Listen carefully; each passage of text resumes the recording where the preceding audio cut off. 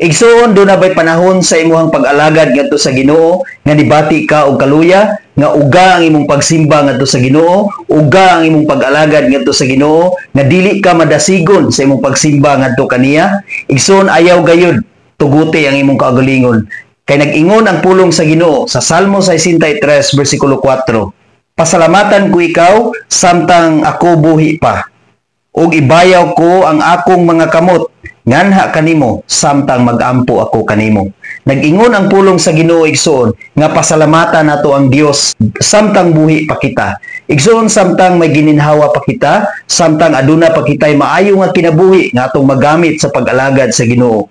Ayaw gayud pagluya-luya sa imong pag-alagad ngadto kaniya.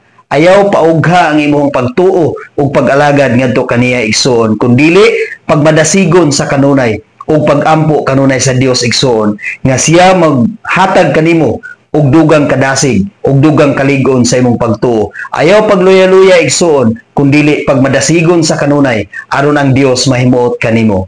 Amen. God bless sa tanan.